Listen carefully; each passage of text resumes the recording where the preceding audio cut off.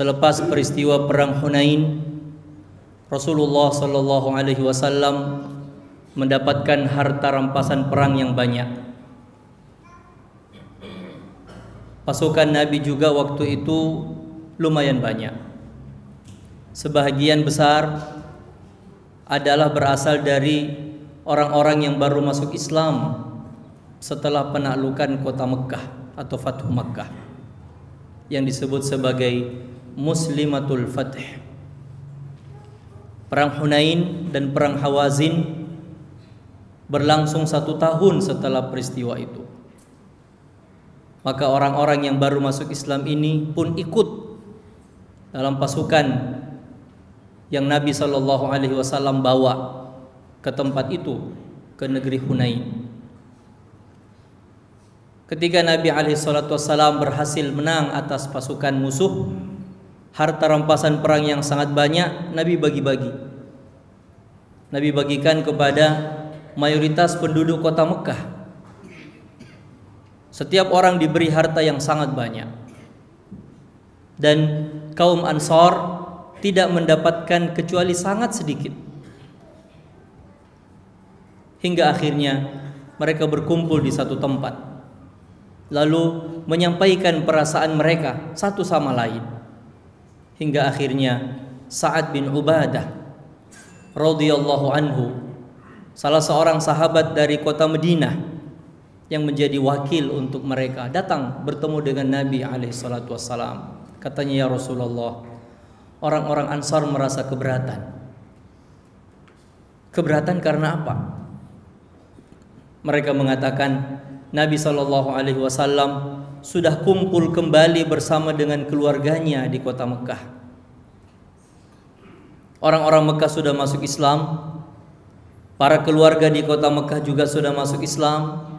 Nabi kembali berkumpul bersama dengan mereka, hingga akhirnya Nabi melupakan kaum Ansar. Mereka merasakan keberatan seperti itu. Nabi melupakan kita. Bahkan harta rampasan pun, kata sang sahabat, Anda bagikan kepada kaum Quraisy atau bangsa Quraisy lebih banyak dibagikan daripada kepada kaum Ansar. Rasulullah Shallallahu Alaihi Wasallam hanya mendengar rasa berat itu. Tiba-tiba Nabi bertanya, lalu kamu seperti apa wahai Sa'ad? Menurut kamu saya seperti apa? Apakah benar seperti yang orang-orang Ansar itu bilang, saya melupakan mereka? Kata Sa'ad bin Ubadah radhiyallahu anhu, wa ma ana ya Rasulullah illa min qaumi. Saya ini kan juga bagian dari mereka ya Rasulullah. Nabi bertanya, di mana orang Ansar itu berkumpul?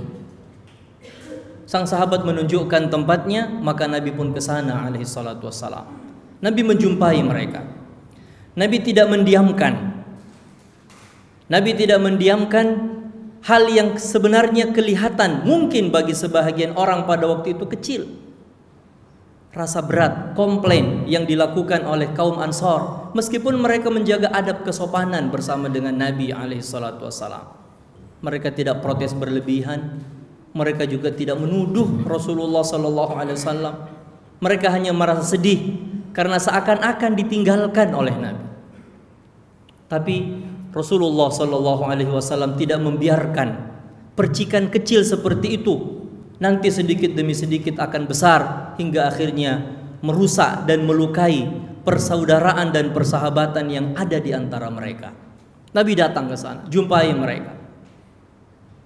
Berdiri di hadapan para sahabat, lalu Nabi bilang kepada mereka, saya mendapatkan penyampaian bahwa kalian bilang seperti ini, bahwa aku sudah meninggalkan kalian, aku berkumpul kembali bersama dengan keluarga di kota Mekkah, melupakan kalian, harta rampasan perang pun aku berikan lebih banyak kepada mereka orang-orang yang baru masuk Islam itu. Apakah itu betul? Apakah yang orang sampaikan tentang hal ini kepadaku itu betul? Kata mereka, ya benar ya Rasulullah, kami merasakan seperti itu. Kami merasa seperti itu. Kata Nabi Shallallahu Alaihi Wasallam, wahai kaum Ansar, seandainya kalian ingin lebih daripada itu, kalian bisa bilang, ya Rasulullah, dulu itu Anda adalah orang yang terbuang, kami yang menampung Anda.